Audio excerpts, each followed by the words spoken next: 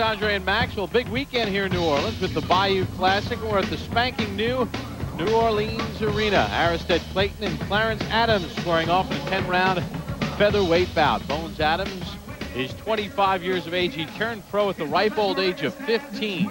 Been around a long time. 37 wins, 3 losses, 3 draws, and 18 knockouts. Fought in April, coming off a 17-month layoff, and tonight he'll be taking on a local product.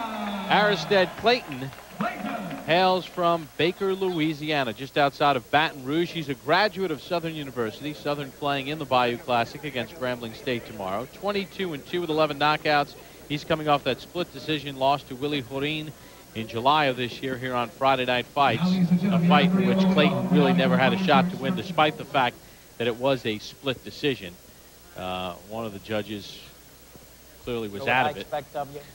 Two of the judges had it 118-108 in favor of Horin, and one judge had it 114-112 for Clayton, but it wasn't that close. Unified rules used tonight. No 3 knockdown rule, no standing 8 count. Fighter cannot be saved on the bell in any round. Only the referee can stop it. Accidental cut. They'll go to the scorecard after 4 rounds are complete. Elmo Adolph is the referee, and there is Aristide Clayton, a 1993 graduate of Southern University. Serves as the Baker, Louisiana City Treasurer.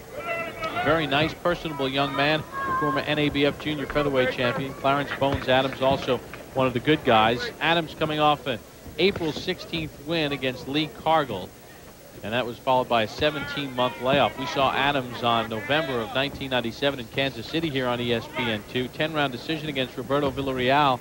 Felt he was in line to get some type of title shot. It never happened. Fights fell through, and he just decided, what the heck, I'm not going to keep fighting. Take a look at the knockout ratio. Clayton at 46%, no knockout losses.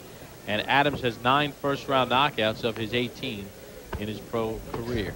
Teddy, Adams is a guy that has been around the block and around the block and around the block and around the block, and he's only 25 years of age. Yeah, he turned pro, as you said, 15 years old, very young. So he's already got some mileage on that odometer. Very young age to turn pro. And of course, he fought for a world title when he was only 19 years old, and not against just anybody, against one of the great champions at that time, Orlando Canizales. It was a good fight, too. Canizales had trouble.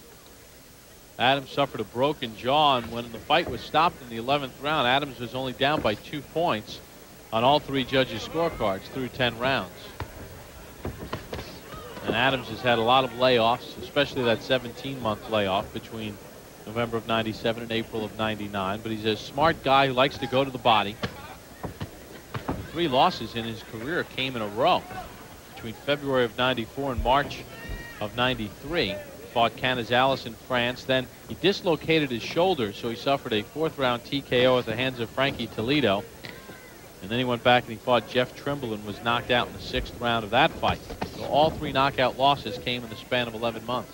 So far, this fight sizes up like it's going to be Adams pressing the fight. Neither guy a big puncher at all. Adams pressing the fight.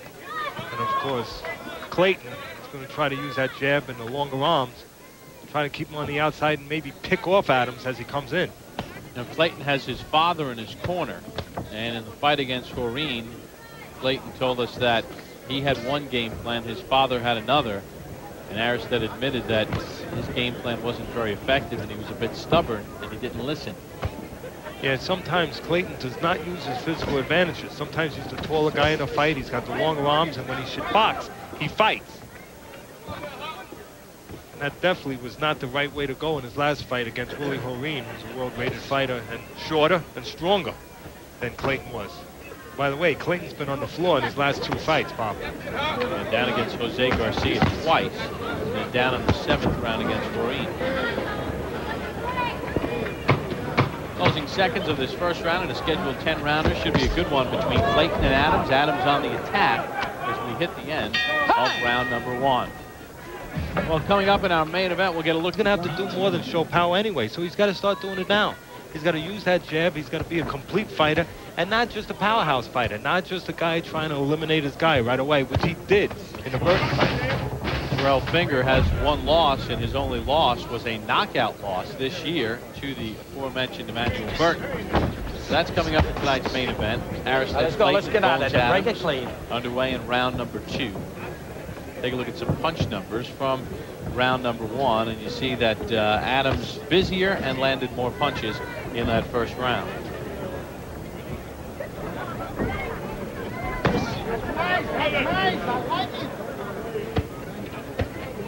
Again, Clayton is going to have to, you can see this fight different from the last fight with Willie Horeen, where he didn't do what his father wanted to do. Let's get out of there. Fighting inside too Break much. it clean. Step He's back. trying to stay on the outside, but he's not punching at the right time.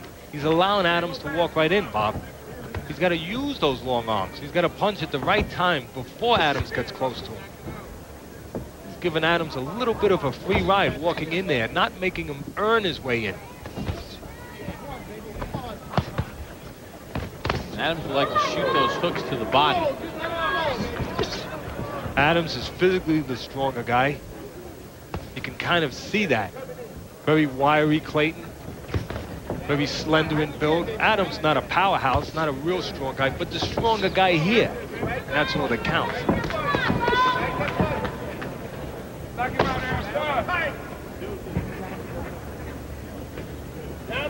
Knowing what your limitations are, knowing what your style, your identity, your ring identity should be, is very important for a fighter. Sometimes Clayton does not always know that. As we said before, when he should be fighting on the inside, sometimes for some of his key fights, and his 2 key fights, he's sometimes chosen the wrong style. Good left hook to the body by Adams. And Adams should be going to the body. He's a stronger man. He's got a slender guy in front of him who doesn't have a big body, who has a slender build. A guy that likes to use his height. He should use that body. Take some of those things away from Clayton and then set up the head. The only thing I see Adams doing wrong is putting punches together pretty nice when he gets close, and he's getting close pretty easily, which is a fault for Clayton. Clayton should be using that jab, not letting Adams walk right in. The only thing wrong with Adams is when he's inside, he's not staying there. Speaking of body punches, and punches actually below the body, below the required line of the body. We'll have a little bit more on that Mark Johnson, Raul Juarez situation last week, in which Juarez could not continue from a low blow. We'll update that and revisit it as we hit the end of round 2 between Aristide Clayton and Clarence Adams. In New Orleans, Louisiana, Bob Hopper along with Teddy Atlas, and Aristide Clayton's last 7 fights have all gone the distance. 78 rounds in those last 7. He says he's not a big puncher, he's a boxer, but sometimes when you don't have that home run, Teddy, and you have to go the distance time and time again, it leads to hard fights. Yes, it does.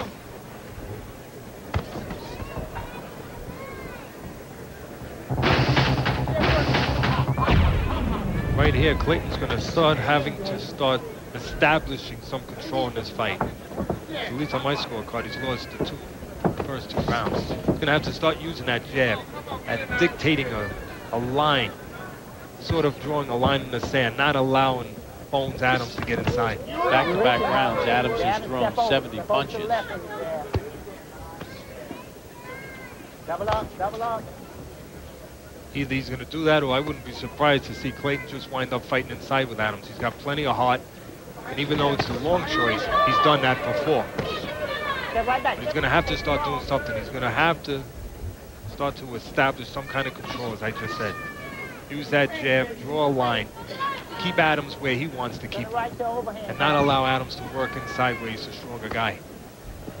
At least not to work inside so easily without paying a price. Counter punches on the way in. Plenty of room inside the rope. Hold on. No. Clayton does wrong there. He threw the punch there, Let's go. Bob. But he jumped in. By jumping in, he put himself in position, which was good for Adams, where he was close. He wasn't using those long arms anymore. Adams didn't have to work in. Now Adams is close. Again, Adams shoots that right hand to the body. Yeah, he should stay in that body and then go up to the head. And he has to put punches together, Adams. Because Clayton's pretty slick, but he won't get away from all of them. He'll miss 1 or 2, but if you put them together, 3 or 4, the 3rd and the 4th will land. But if you only throw 1 or 2, you're going to just hit air. That's the trick with a slick guy. You want to put punches together. You want to go to the body, and you want to put them together and keep them short. The 1st, 2nd one don't land, give the 3rd and the 4th a chance to land. Sometimes move the guy into them. it like that. He should have stayed there with it. He'll land the last couple if he stays with it, Adams. Get out clean. Slick guy, the first couple punches are setup punches. Keep the guy's head moving where he can't hit you, where he's defenseless. Where he's defensive, I should say. And then catch him on the third or fourth punch. Keep him tied up. Another sweeping right hand to the body of Clayton. Don't do that. Let's go back. And that one was from a little bit far away. Keep him up. Keep him up. Clayton didn't make Adams pay for it. He should look to counter when Adams reaches in a little bit. So far, Bones Adams is zeroing in on the rib cage of Aristide Clayton through 3 rounds.